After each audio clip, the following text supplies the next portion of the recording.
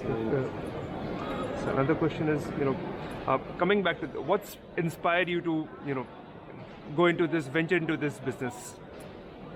So that's a good question. So my father, my family is from Germany, and my father and my grandfather kept aquariums in Germany before coming to the United States. And as a small boy, I remember as early as 5 years old, my father gave me my first aquarium. And there's kind of a saying that I use. My father didn't teach me how to, play baseball or basketball or football, but I would watch him with very basic materials, aquascape aquariums in our home, and then he also had a retail aquarium store. So as soon as I could read, I started learning the Latin names. When I was young, I was very fortunate because my father helped nurture my passion. When I was maybe 7, 8 years old, I had 10 aquariums in my bedroom. Oh my God. So even when I was 12, 13 years old, he would have his assistant take me to the aquarium store, and I started working in aquarium shops at such an early age. But I always was inspired by nature. When I would spend time in nature, whether by the stream or the ocean or wherever I was, it would give me inspiration. And I always loved recreating environments, whether it was for my reptiles or for my fish in my home. And so I continued to work through this. My brother Jeff is also co-owner with Aquarium Design Group with me. And together about 20 years ago, we founded Aquarium Design Group. I like to think that we were some of the pioneers with the actual term and phrase aquarium design. So we look at the aquariums, we look at the space. We work a lot with architects, designers, homeowners, and incorporating the aquarium, whether it's marine or freshwater, and what's happening inside the aquarium to fit the space in the room. So there's a philosophy, there's a style to it.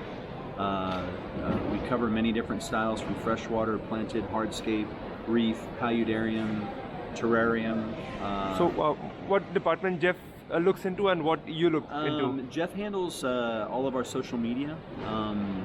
Also, but he's not very active on social media. He personally is not, but he actually is the one that curates all of Aquarium Design Group social media. So all the Instagram, all the Facebook, all of that is Jeff's management. I handle day-to-day operations. I handle all the custom installations happening. Mostly working with my managers and project managers. Jeff's focus is mostly on our retail and really curating the brand. If you notice with our brand, it's not.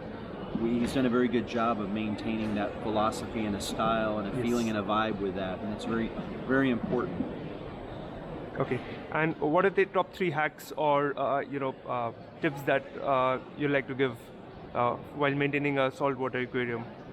Again, it goes back to I think having a budget, and once you have a budget for equipment, realizing what corals, fish, and animals that you'll be able to keep alive with that equipment. Don't try and keep SPS corals if you don't have the proper flow, if you don't have proper lighting. If you're limited, then you would want to keep things like mushrooms and zoos and more low light, beginner type corals. And also be very consistent with your maintenance. There's many different ways and philosophies of maintaining any style of aquarium, and they can all work perfectly well. So kind of once you choose that and you find your way, I think being consistent with that.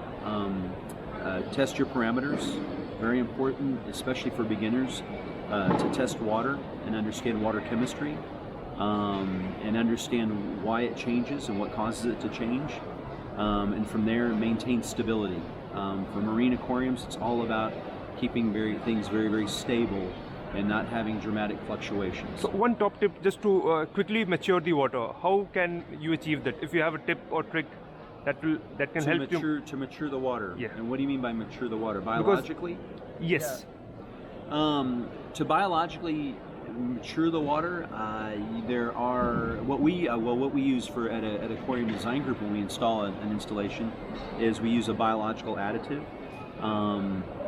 and then I think just being very patient in the stocking process as well. So there's many active bacteria that can be added to the aquarium to initiate the nitrogen cycle to avoid what we call new aquarium syndrome.